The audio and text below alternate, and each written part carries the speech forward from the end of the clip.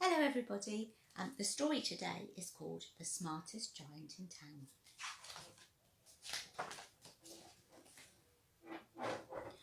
George was a giant, the scruffiest giant in town. He always wore the same pair of old brown sandals and the same old patched up gown. "I wish I wasn't the scruffiest giant in town," he said sadly. But one day George noticed a new shop. It was full of smart clothes. So he bought a smart shirt, a smart pair of trousers, a smart belt, a smart stripy tie, some smart socks with diamonds up the side, and a pair of smart shiny shoes. "Now I'm the smartest giant in town," he said proudly. George left his old clothes behind the shop, and he was about to go home when he heard a sound. On the pavement stood a giraffe who was sniffing sadly. "What's the matter?" asked George. "Oh, it's my neck," said the giraffe. "It's so very long and it's so very cold. I wish I had a long warm scarf." So what do you think George bought in the shop that would make a really good scarf for a giraffe's long neck?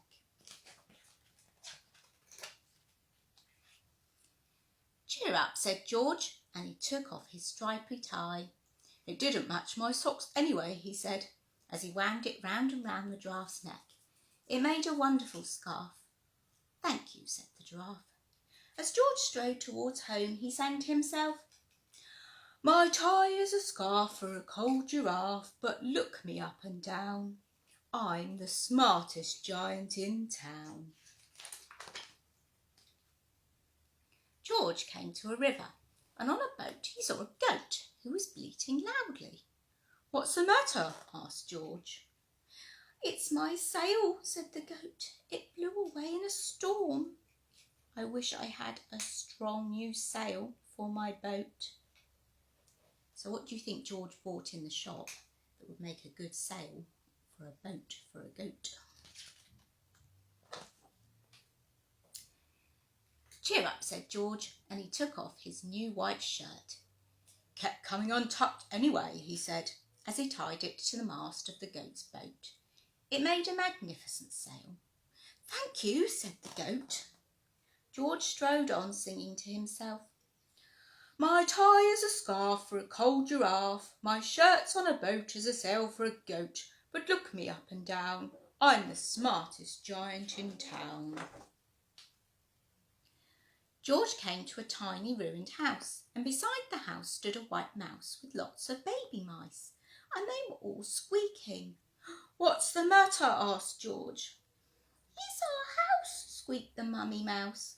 "It burnt down and we've got nowhere to live. I wish we had a nice new house." So what do you think George bought that would make a good house for the mice to live in? "Cheer up," said George, and he took off one of his shiny shoes. "It was giving me blisters anyway," he said. As the mouse and her baby scrambled inside, the shoe made a perfect home for them. "Thank you," they squeaked.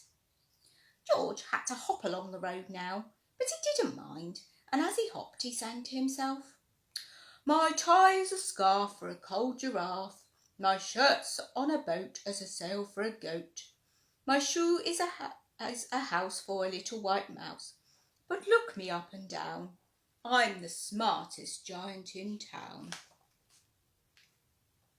George came to a campsite. Beside a tent stood a fox who was crying. "What's the matter?" asked George.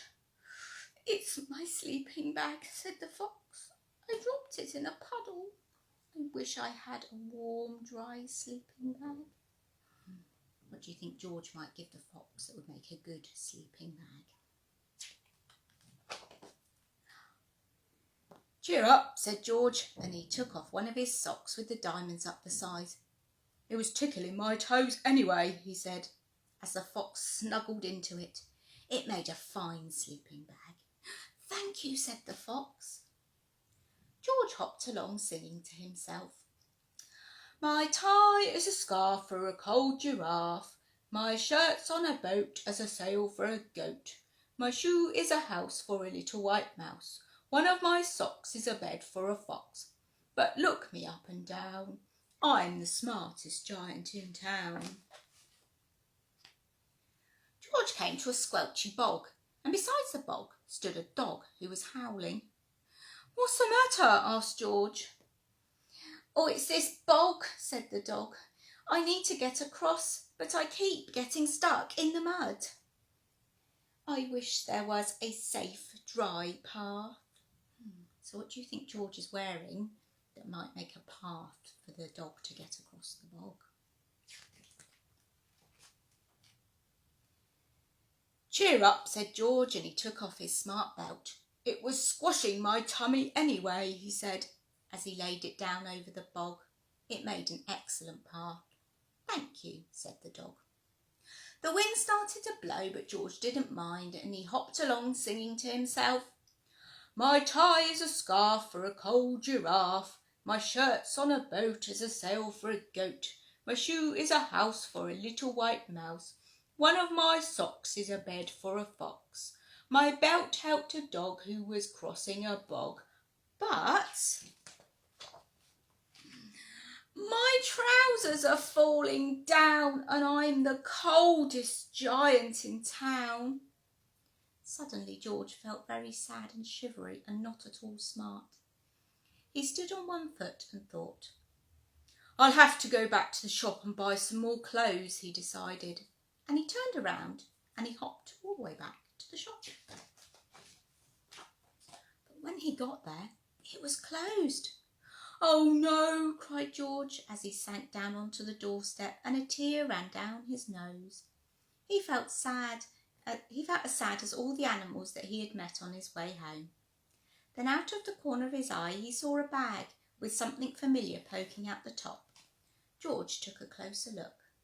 My gown, he yelled, my dear old gown and sandals, and George put them back on. They felt wonderfully comfortable. I am the cosiest giant in town, he cried, and he danced back home all along the road. Outside his door stood all the animals he had helped, and they were carrying an enormous present. Come on, George, they said, open it. George untied the ribbon, and inside was a beautiful gold paper crown and a card. Look inside the card, George, said the animals. George put the crown on his head and he opened the card, and inside it said, Your tie is a scarf for a cold giraffe. Your shirt's on a boat as a sail for a goat. Your shoe is a house for a little white mouse. One of your socks is a bed for a fox. Your belt helped a dog who was crossing the bog. So here is a very fine crown to go with the sandals and gown for the kindest giant in town. And that's the end of the book. But that's a very nice letter that they've written there with some lovely pictures for the giant. So maybe today you could write a letter for the giant or one of your friends, and then maybe your mummy and daddy could post it on our Facebook site so we can all have a look. Have a lovely rest of the day. See you soon.